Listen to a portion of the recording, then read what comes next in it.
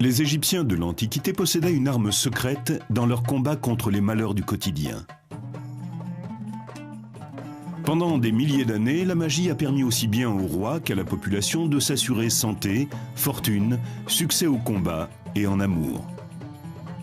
Le but de ces envoûtements d'amour était surtout sexuel. L'amour n'avait pas grand-chose à voir là-dedans. Après la disparition du dernier pharaon, les anciens rites perdurent, et la magie reste un outil puissant au cours des époques chrétiennes et islamiques. Cet ancien remède appelé le lait d'Isis était très connu encore au Moyen-Âge, et ce jusqu'au début de la médecine moderne. L'Égypte, pays des dieux et de la magie.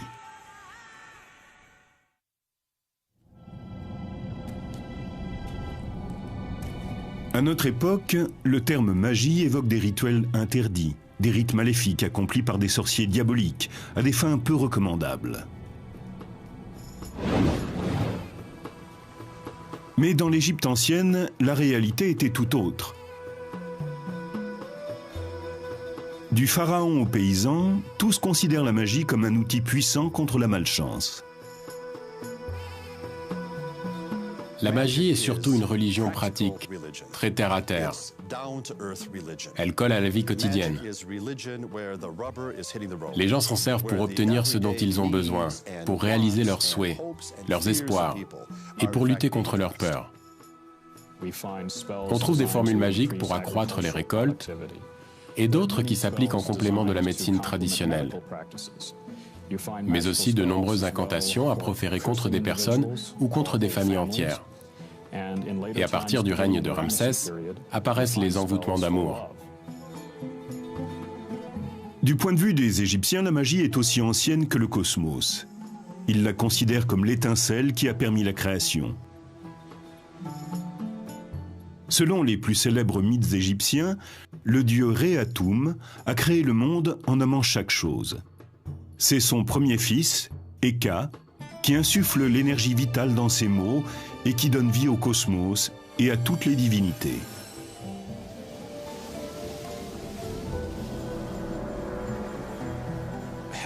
Le rôle d'Hécate est de donner force à tout ce qui n'est encore que visuel. Nous pensons d'ailleurs que le nom Hécate signifie « celui qui bénit les images », qui leur donne leur fonction et apporte la vie. Hécate est donc capable de créer physiquement les choses, à partir de leur nom ou de leur image. C'est le pouvoir du dieu Eka qui permet de rendre réelles les représentations d'offrandes destinées aux morts. C'est le pouvoir magique d'Eka qui permet à travers ces inscriptions que l'esprit du pharaon défunt accède à la vie éternelle. Et c'est aussi Eka qui permet aux formules d'envoûtement de s'accomplir. Il représente la force qui a permis à l'univers d'être créé. En s'appropriant rituels et formules magiques, en se familiarisant avec les anciennes croyances, certains accèdent en toute légitimité au pouvoir d'Hécate et en font usage.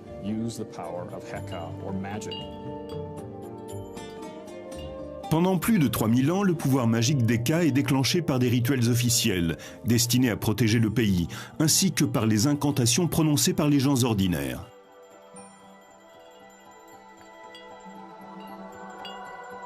Les rites magiques se divisent en 3 éléments. Il y a d'abord le rituel, c'est ce qu'on fait.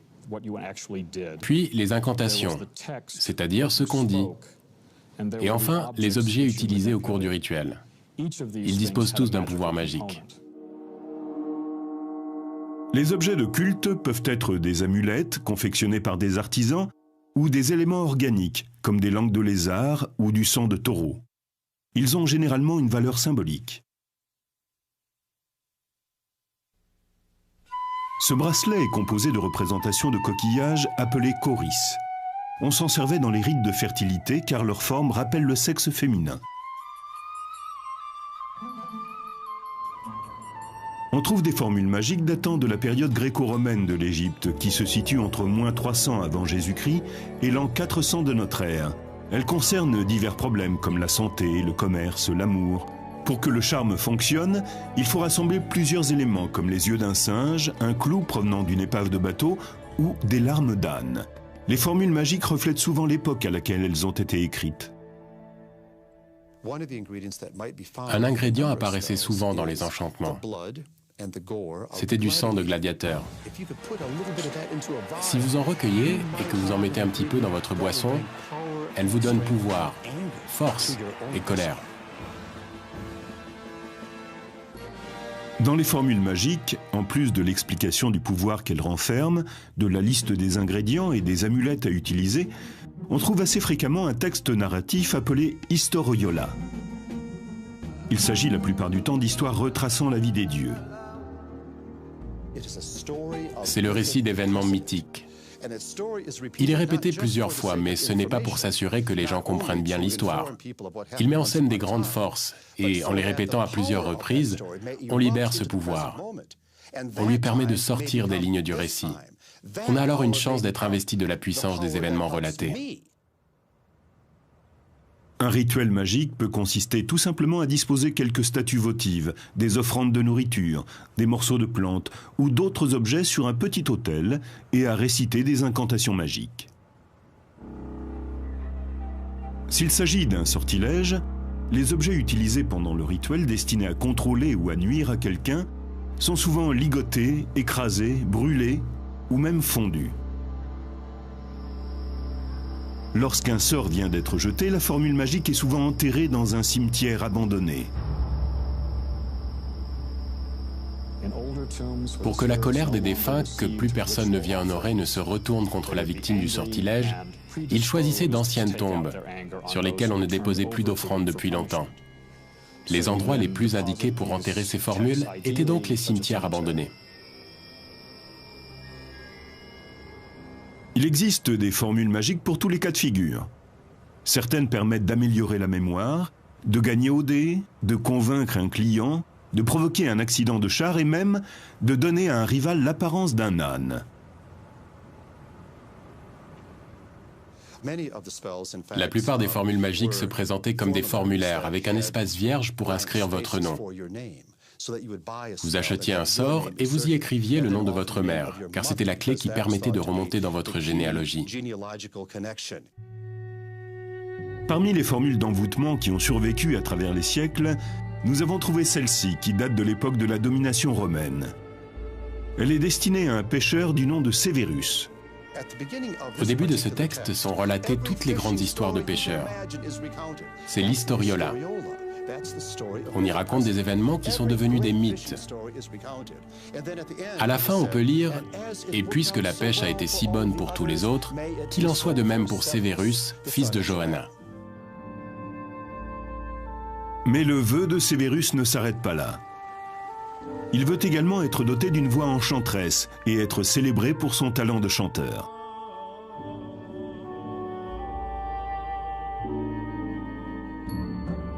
Ne les laisse pas me regarder partir, mais qu'ils scandent mon nom pour que je revienne chanter, qu'ils ferment leur magasin pour assister à mon spectacle. L'image que nous nous faisons de Sévérus est celle d'un pêcheur frustré, las de lancer ses filets, qui désire devenir une vedette de la chanson et qui demande aux dieux et aux déesses d'intercéder en sa faveur, car sa voix n'est sans doute pas terrible. Nous ne saurons sans doute jamais si l'envoûtement a fonctionné, mais la foi dont cet homme fait preuve a été célébrée par les Égyptiens pendant 3000 ans. Les Égyptiens ont recours à la magie en n'importe quelle circonstance. Les formules utilisées sont littéralement calquées sur les premiers sorts jetés dans l'Égypte antique avec l'accord des pharaons. Ces sortilèges étaient destinés à écraser les ennemis étrangers.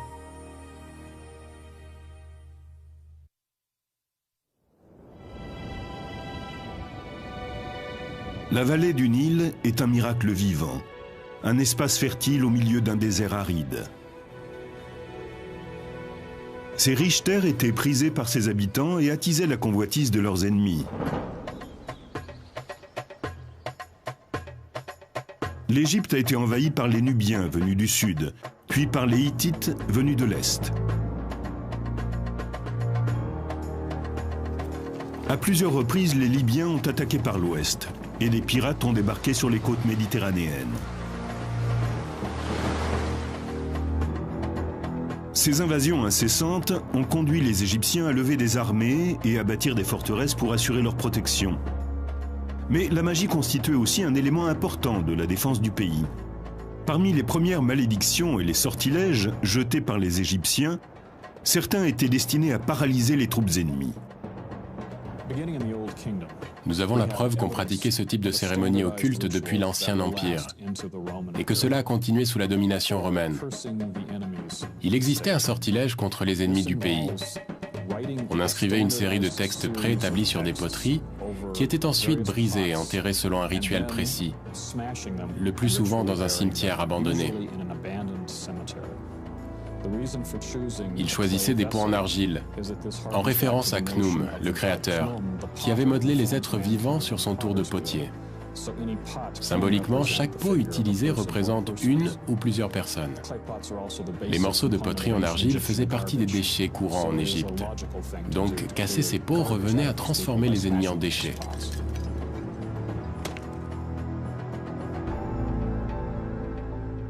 Les vestiges de ce rituel ont été découverts à Mirghissa, une ville située en territoire nubien tout près d'une forteresse égyptienne construite vers 1700 avant Jésus-Christ. Ce territoire appartient aujourd'hui au Soudan. Au cours des fouilles, on a découvert des morceaux de poterie en argile rouge. On peut y lire les formules d'une malédiction jetée aux Nubiens. Ils avaient été enterrés à côté de tombes abandonnées.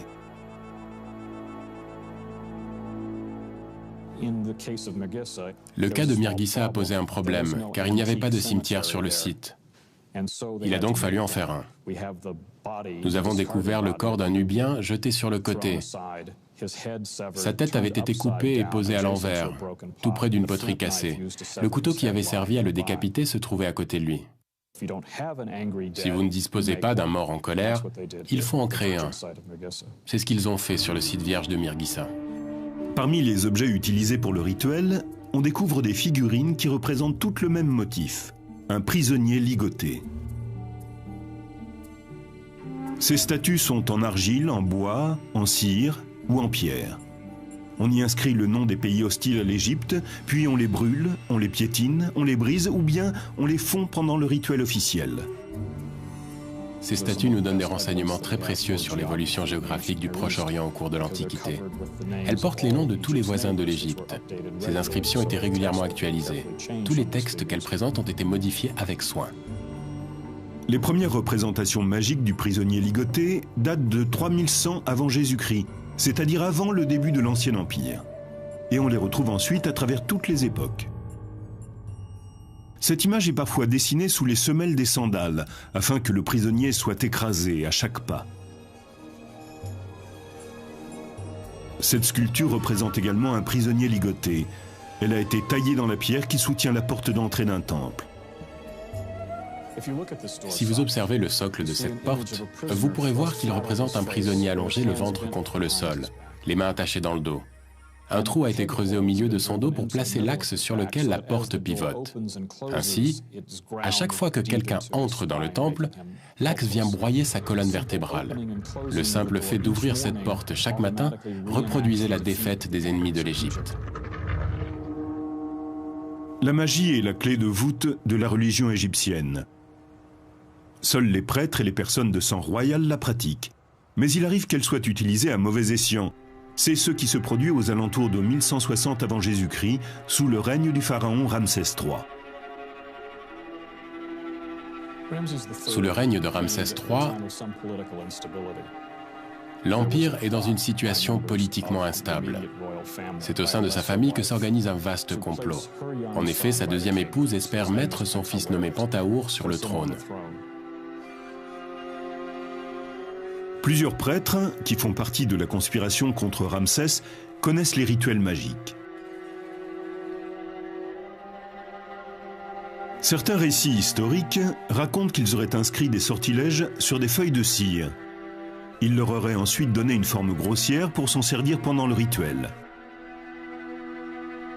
Comme dans bon nombre de rituels de malédiction, ces objets étaient détruits afin de nuire à l'ennemi. Mais ici, la personne visée n'est autre que Ramsès III, le pharaon en personne. Les conspirateurs sont arrêtés et jugés. On ne les accuse pas de sorcellerie, on leur reproche d'avoir fait usage de la magie pour porter préjudice à l'intégrité physique du roi. Ils avaient le droit d'utiliser les objets nécessaires à leur cérémonie, car ils sont tous répertoriés dans la bibliothèque royale. Ce sont les outils classiques que l'on retrouve dans tous les rites officiels. Mais dans le cas présent, ils ne les utilisent pas contre un ennemi, mais contre le roi. La pratique de la magie n'est pas illégale. En revanche, la trahison est un acte criminel.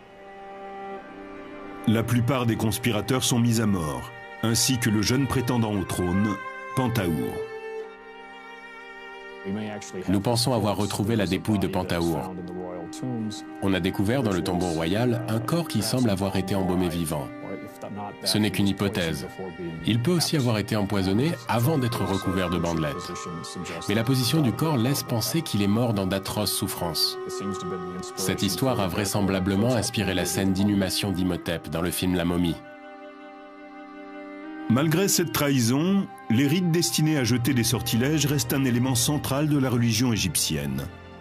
Il semble même qu'ils aient influencé le développement de certaines cultures apparues ultérieurement.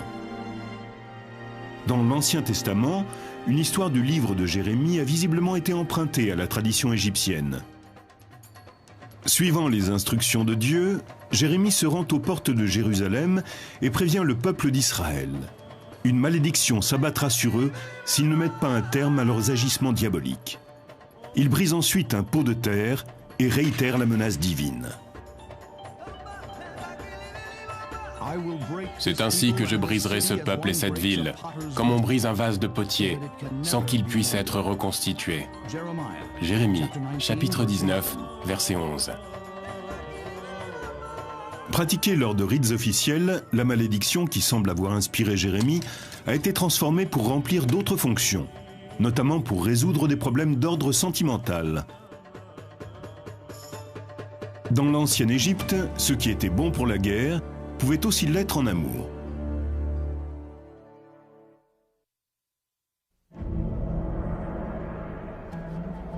Le temple est le lieu où les forces magiques peuvent être libérées.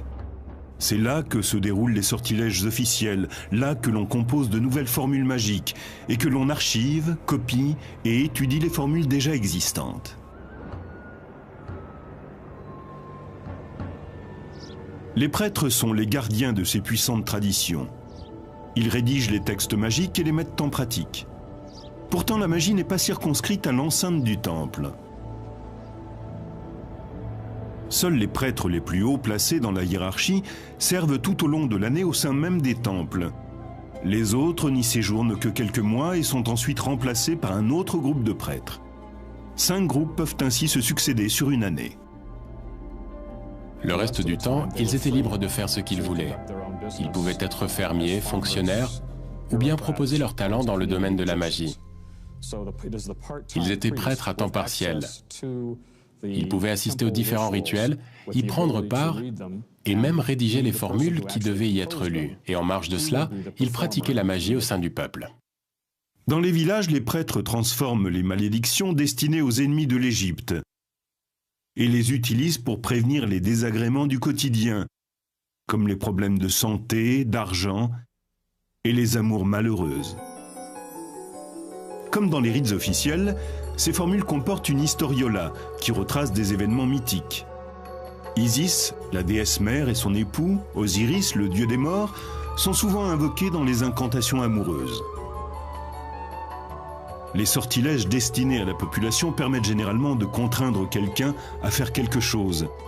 Ici, il ne s'agit plus de combat guerrier, mais de conquête amoureuse. Au Louvre, on peut voir une statuette d'argile représentant une femme accroupie, les bras attachés dans le dos. Cette position rappelle clairement l'image des prisonniers ligotés. Elle était utilisée lors du rituel de l'envoûtement amoureux. Mais ce terme est-il bien approprié ? Le but de ces envoûtements d'amour était surtout sexuel. L'amour n'avait pas grand-chose à voir là-dedans. La figurine du Louvre date du IIIe ou IVe siècle avant Jésus-Christ, de l'époque de la domination romaine. Elle a été trouvée dans un pot en terre, accompagnée d'un texte magique écrit sur une fine feuille de plomb. La formule contient des informations spécifiques pour le rituel. 13 épingles en cuivre doivent être enfoncées méthodiquement dans la figurine. À chaque fois que l'une d'elles est en place, on récite la même incantation. En introduisant cette épingle en cet endroit, tu ne penseras plus qu'à moi. Cela avait pour effet d'obliger une femme à n'avoir de rapport sexuel qu'avec vous. Il faut préciser que même le mari de cette femme était alors exclu. Il n'y avait plus que vous qui comptiez. Le but de ce rituel n'était pas d'amener cette femme à tomber amoureuse de vous, mais de la contraindre à vous aimer. Ce rite utilise la symbolique du prisonnier ligoté, sans défense et que l'on écrase. C'est une application très classique des anciennes formules de domination égyptienne. Il arrivait que dans un village, les gens sachent qu'un homme, voulant séduire une femme, lui avait jeté un sort. La femme savait qu'elle ne pouvait pas lutter. Si elle pouvait résister à un homme, c'était impossible face aux dieux et aux déesses. Elle savait qu'elle n'avait pas d'autre choix que de céder. Au cours de la domination gréco-romaine, les formules des envoûtements amoureux sont souvent placées dans des cimetières abandonnés, parfois même à l'intérieur d'une dépouille. Cela rappelle un procédé antique de malédiction. On jette une figurine représentant celui que l'on poursuit dans un cimetière abandonné, là où les morts en veulent aux vivants de les avoir oubliés. En payant grassement quelqu'un ou bien en s'adressant à un prêtre, le texte pouvait être placé dans les catacombes, dans la bouche d'un cadavre. Cet envoûtement a été demandé par un homme qui souhaite manipuler les sentiments d'une femme mariée, du nom de Karossa. La formule est directement adressée à la dépouille dans laquelle on l'a placée. Réveille-toi et viens à mon aide. Fais que ce qui est inscrit sur ce texte une fois placé dans ta bouche devienne réalité. Empêche Karossa de penser à son mari, à son enfant, à sa soif, à sa faim. Et mène-la vers moi, brûlante de passion, d'amour, et pleine du désir de m'offrir son corps. Vite, très vite. Malgré l'introduction du christianisme en Égypte, ce type d'envoûtement va rester en usage plusieurs siècles après la crucifixion du Christ. Beaucoup parmi les prêtres chrétiens avaient été élevés selon les coutumes anciennes.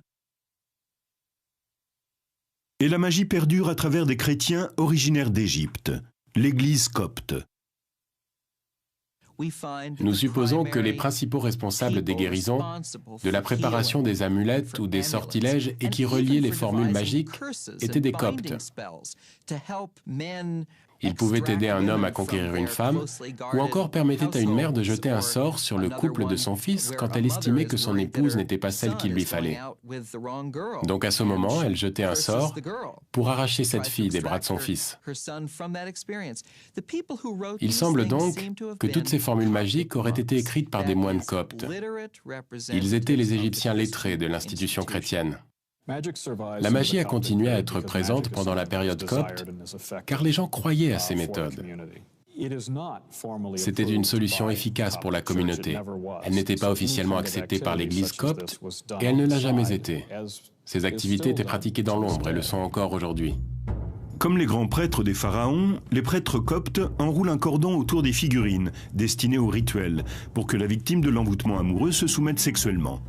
La plupart du temps, ces envoûtements sont effectués à la requête d'un homme désireux de bénéficier des faveurs d'une femme, mais ils peuvent aussi poursuivre d'autres objectifs. Les textes rédigés par les coptes proposaient différentes façons de ficeler les figurines. Si vous vouliez que votre adversaire devienne impuissant, alors vous passiez la ficelle autour de l'organe sexuel. Voici un de ces sortilèges. Le texte est rédigé en langage copte, on y trouve des références à Jésus-Christ, mais l'élément de magie est purement égyptien.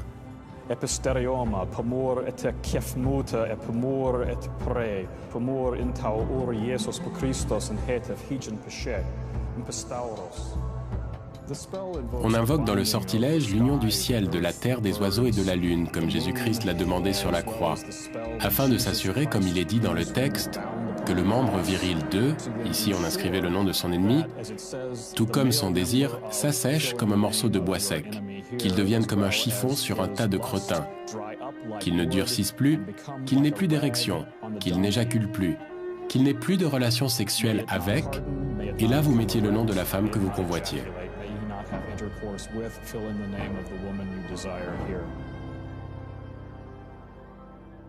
On constate que le sexe est un sujet prépondérant.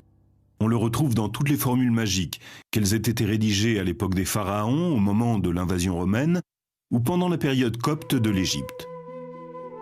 Seule la santé occupe une place aussi importante que la sexualité.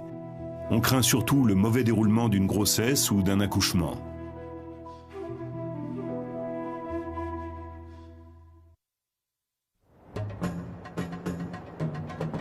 Selon les textes égyptiens anciens, les dieux ont offert la magie aux humains pour leur permettre de faire face aux pièges que le destin leur réserve. La perte d'un être cher est probablement l'une des pires choses qui puissent arriver. Les causes de décès sont nombreuses, qu'il s'agisse d'un accident, d'une maladie ou encore d'une grossesse ou d'un accouchement qui se déroule mal. La mortalité infantile était telle qu'il valait mieux prendre toutes ces précautions, y compris recourir à la magie pour protéger la mère et son enfant pendant et après la grossesse. Nous avons découvert tout un éventail de formules magiques. Cette liste porte le nom de formules magiques pour la mère et son enfant.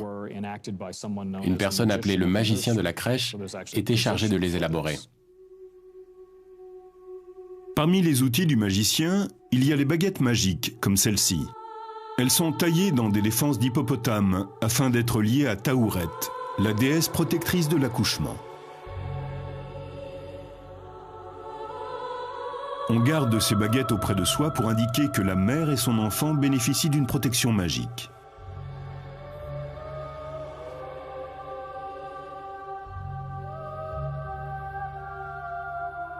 Les jarres, dans lesquelles se trouvent les onguents magiques pour soigner les femmes enceintes, sont elles aussi associées à Taouret.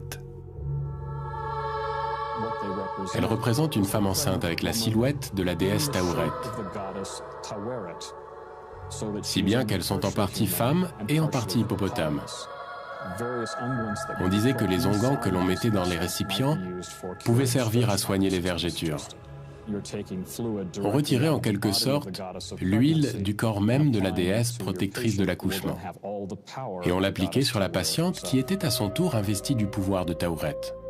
Ce genre d'association entre magie et médecine n'est pas un cas isolé. Sous l'Ancien Empire, certains physiciens sont aussi appelés prophètes d'Eka, le dieu de la magie.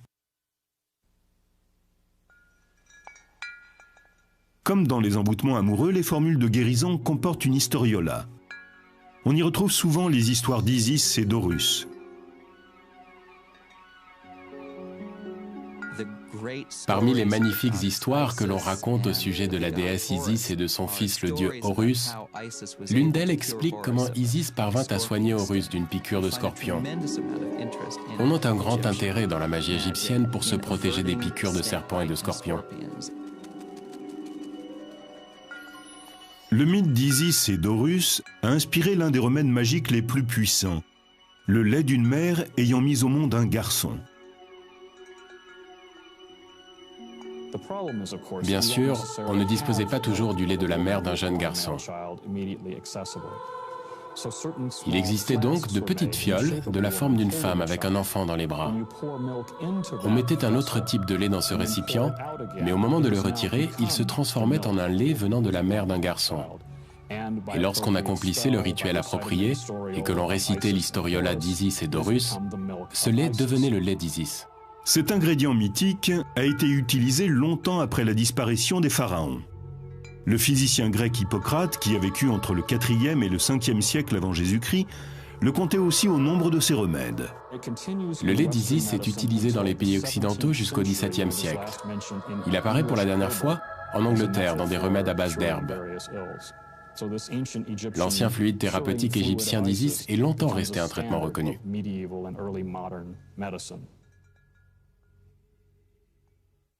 Dans l'Antiquité, Horus est l'objet de bien d'autres historiolas. Le combat mythique qu'il a mené contre Seth, le dieu du chaos, revient très souvent dans les formules de guérison.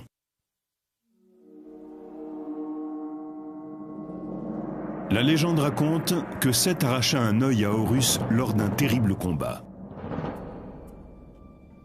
Mais Thoth, le dieu de l'écriture et de la médecine, grâce à la magie, parvint à guérir son œil. En récitant cette partie du mythe qui traite de la guérison d'Horus, datant de l'époque des dieux, on va agir sur la guérison du patient. Selon les anciens textes, Thoth a craché sur l'œil blessé d'Horus, ce qui a suffi à le guérir. Cette technique consistant à cracher sur une plaie est devenue une caractéristique de la magie égyptienne. L'œil intact d'Horus porte le nom d'œil Udjat. Il est devenu le symbole le plus répandu sur les amulettes d'Égypte. Aujourd'hui, l'œil Udjat fait partie de notre quotidien. Il apparaît encore sous cette forme dans les pharmacies. Comme l'œil Udjat, le rituel magique du crachat a été repris par d'autres cultures. On retrouve cette méthode du crachat dans le Nouveau Testament. Dans l'évangile de Marc, Jésus crache sur l'œil d'un aveugle pour le soigner, comme l'avait fait Thoth des siècles auparavant. Cette pratique magique est tellement répandue au Proche-Orient que l'on ne sait pas si Jésus s'est inspiré de la culture égyptienne ou si cette pratique vient bien de Palestine.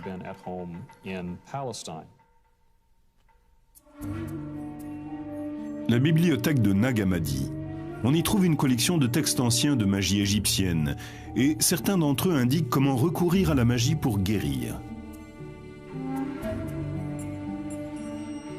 Le livre secret de Jean contient une liste de 365 anges aux noms étranges, chacun d'eux associé à une partie du corps humain. L'œil gauche, Euronymous, l'oreille droite, la colonne vertébrale. Imaginez que vous ayez une douleur à l'épaule ou au genou. Il suffit de connaître le nom de la divinité chargée de cette partie du corps et de lui demander de la soigner. C'est encore bien plus simple si vous avez une pierre précieuse, par exemple une gemme magique rouge. Le rouge est assimilé au rein. Vous posez la pierre sur la partie malade de votre corps, on invoque les forces occultes et vous êtes guéri par la magie.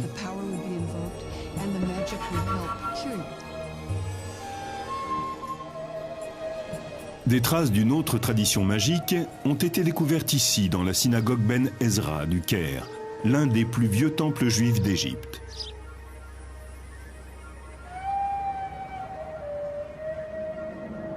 La loi juive impose d'enterrer les livres sacrés devenus obsolètes, selon un rituel particulier, ou bien de les conserver dans un dépôt appelé un Géniza. À Ben Ezra, le Géniza ne contient pas que des livres de prière. Il y a aussi de nombreuses formules magiques, des textes rédigés entre le 9e et le 13e siècle. Il traite des mêmes problèmes que les formules magiques égyptiennes, et les méthodes auxquelles il recourt sont souvent similaires.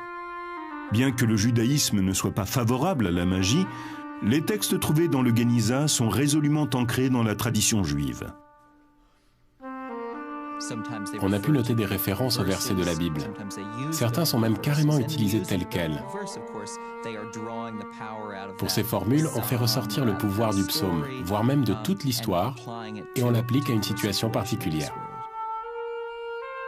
Ces formules sont destinées à soigner tout un éventail de maladies. Les maux de tête, les tremblements, la timidité, ou tout simplement à se protéger d'un éventuel ennemi.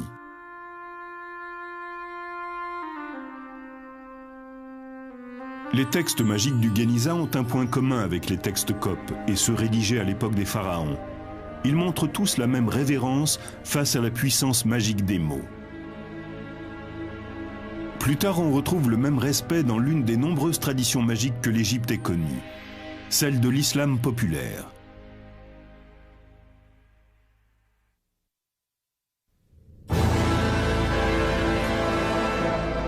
Au commencement, Dieu, le Créateur, nomma chacune des choses qui composent l'univers. Et avec ces noms, le dieu Eka insuffla la vie dans le cosmos. La fantastique faculté des mots à créer la réalité a amené les Égyptiens à considérer l'écriture avec autant de respect que de crainte. Pour les Égyptiens, l'écriture était sacrée. Elle permettait d'accéder physiquement au pouvoir et aux histoires des dieux. Les hiéroglyphes sont des écritures sacrées. D'ailleurs, c'est ce que ce terme signifie. Toutefois, la plupart des Égyptiens ne savent pas lire.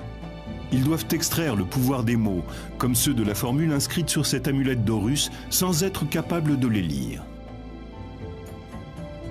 Puisqu'ils ne pouvaient pas les lire, ils versaient de l'eau sur la surface de la stèle ou bien ils la plongeaient dans un récipient rempli d'eau. Le liquide se chargeait du pouvoir magique de la formule et ils n'avaient plus qu'à le boire.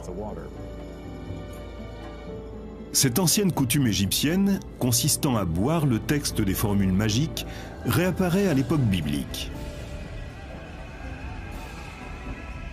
Le livre des Nombres de l'Ancien Testament décrit un procédé magique qui permet de tester la vertu d'une femme accusée d'adultère. D'abord, un prêtre verse dans un bol d'eau une pincée de terre recueillie dans le temple de Salomon. Ensuite, on y plonge un papyrus sur lequel est inscrit le sortilège, ce qui permet au texte de se dissoudre. La femme qui fait l'objet de l'accusation doit boire ce breuvage. On pensait que si elle a été infidèle, Dieu la maudira. Et que si elle vient à tomber enceinte d'un autre homme, elle n'arrivera jamais au terme de sa grossesse. Cette méthode nous ramène aux anciennes traditions égyptiennes. Une formule était inscrite sur un papyrus ou sur de l'argile, puis on la faisait dissoudre dans l'eau avant de la boire pour acquérir sa puissance, bénéfique ou destructrice. La magie juive attribuait elle aussi beaucoup de valeur à la puissance de l'écriture même. Et ceci a existé depuis des temps très anciens. L'hébreu ne se limite pas à la simple formulation de mots.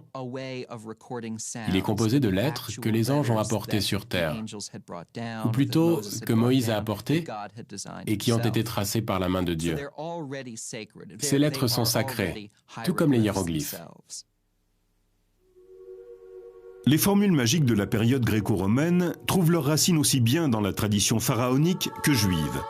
Les prêtres qui les rédigent cherchent sans cesse de nouveaux noms, de nouveaux mots, de nouveaux sons. Plus ils sont étranges, mieux c'est. Nous avons trouvé de nombreux exemples de ce langage magique en introduction de textes qui commencent comme une prière. Ça ressemble à cela. Yahoo, Sabeyov, Adonai, ce sont des sonorités qui sont typiques de l'hébreu. Et il devait y avoir des noms d'anges comme Michael, Gabriel, Raphaël. Il y avait même des palindromes, ces mots que l'on peut lire dans un sens comme dans l'autre. Il confère un grand pouvoir aux incantations. Abla Nafanalba, Sesumgen Barfarenges, Shemesheilam. Ce sont des mots étranges et très exotiques. Laielops. On retrouve toutes sortes de mots magiques. L'Église copte semble elle aussi reconnaître aux mots et aux lettres un grand pouvoir magique.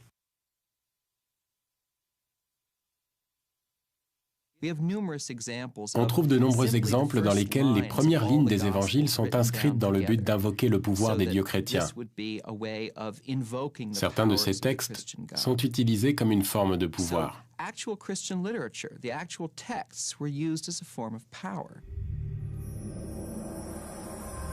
Les Coptes adoptent aussi les traditions magiques d'autres religions. Cette démarche s'appelle le syncrétisme. On constate une tendance syncrétiste dans les textes magiques coptes. On y retrouve toutes sortes de noms.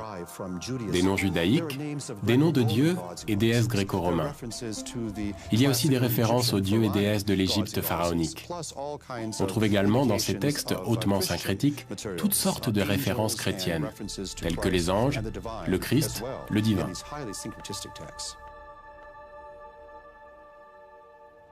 Il existe un exemple parfait de texte syncrétiste parmi les ouvrages mystiques de la bibliothèque de Nag Hammadi. Dans ce récit, il est question d'un jeune homme qui rend visite à Thoth, le dieu égyptien. Il cherche à atteindre la sagesse à travers le pouvoir magique des incantations. Dans ce texte, le jeune homme devait répéter. Ces sons étaient des invocations. Peut-être les disait-il à haute voix, ou répétait-il ces sonorités une vingtaine de minutes, afin d'entrer dans un état de transe.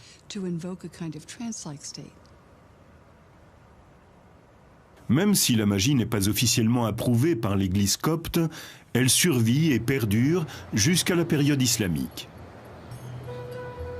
Cette vision très ancienne, qui consiste à accorder à des textes un pouvoir magique, semble avoir été partagée par les musulmans d'Égypte. On en trouve des preuves dans des endroits très inattendus. Dans ce bâtiment se trouve un nilomètre qui permet de mesurer la profondeur du Nil. Construit en l'an 861 de notre ère, il a permis pendant plus d'un millénaire de prévoir les inondations, les famines ou l'abondance de nourriture. Les parties essentielles du nilomètre sont recouvertes de versets du Coran. Il est ici question de l'eau, de la végétation et de la prospérité. Certains experts pensent que ces versets sont là dans un but magique, comme sur les amulettes pharaoniques, mais à plus grande échelle. La magie trouve également place en Égypte dans la pratique quotidienne de l'islam.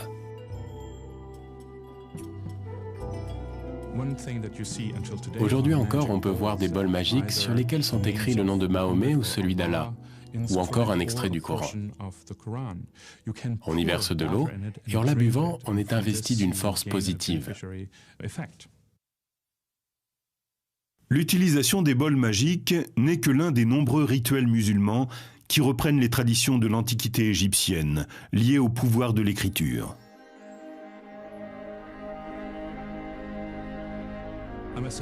J'ai moi-même vu un homme pieux inscrire quelque chose sur un talisman. Il écrivait des versets du Coran sur un morceau de papier.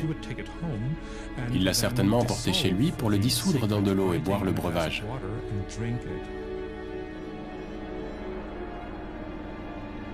Il y a 5000 ans, les anciens Égyptiens ont eu recours à la magie pour éviter les pièges que le destin leur réservait. Au cours des siècles, et quelles que soient leurs croyances, les Égyptiens ont fait confiance à la magie pour améliorer leur santé, se protéger du malheur ou connaître la chance en amour.